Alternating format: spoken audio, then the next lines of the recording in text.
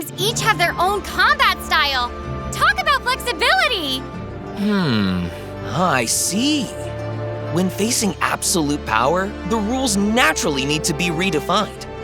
Oh, I can sense clouds of confusion drifting through everyone's thoughts. It's quite loud. Ah, those are messages from the viewers. They're just really curious about how your shifting works.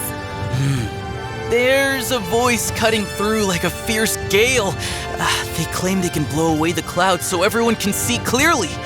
Someone named Elgin? Elgin here. I heard Layla and the crew were running into some clouds of confusion. Don't worry, I heard you're all curious about Sora's shifting. And I'm here to blow all that fog away. You see, the other video showed you his skills, but that's not the secret. The secret to Sora isn't one of his forms. It's how you flow between them. Think of him as 3 heroes in one. And your job is to pick the right hero for the right moment. Alright, I see a ton of questions popping up from the viewers. Let's tackle the big ones. First up, Sora seems to dash all over the place. How does he do that? Great question. This is the real magic. The part that makes it all work. The moment you hit your ultimate to shift, it instantly resets the cooldown of your first and second skills. Think about that. You can dash in with your normal S2, immediately hit your ultimate to go Thunder form, and boom! Your S2 is back up. Cooldown reset and you can use it again. And if that second dash hits a target, you can dash a third time. That's how you chase enemies across the map. Enemies have dash? No worries, you have 3. Alright, next one. Does Sora have an immunity skill? He sure does. And this is the mechanic that separates the good Soras from the great ones. When you activate your ultimate, you get a split second of immunity. But what kind of immunity matters? When you shift to Thunder form, you become completely untargetable. Time this right and you can dodge anything. Amon's ultimate, wasted.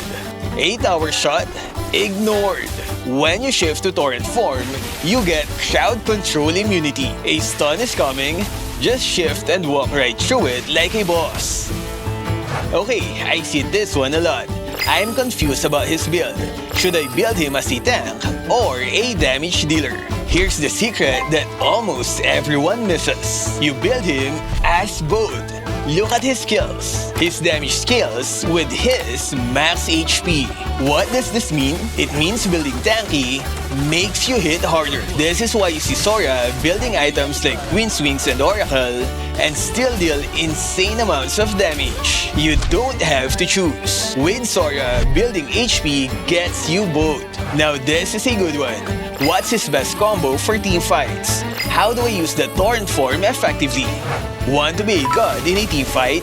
This is how.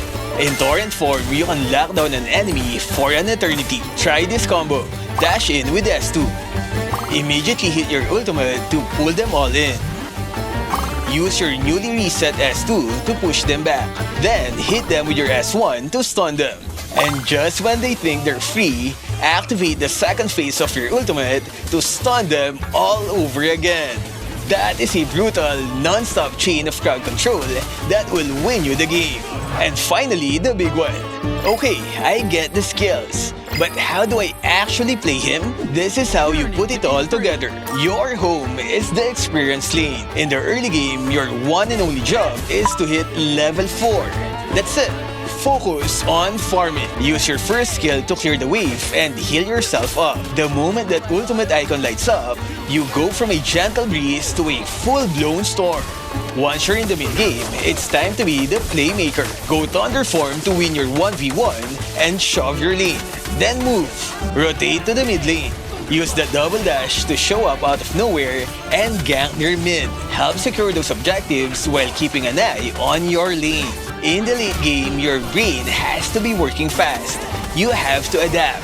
See that enemy marksman all alone? That's a Thunder form job. But if you see that big 5-on-5 dance about to start, Torrent form is your best bet. Your job is to lock enemies down while your team cleans up.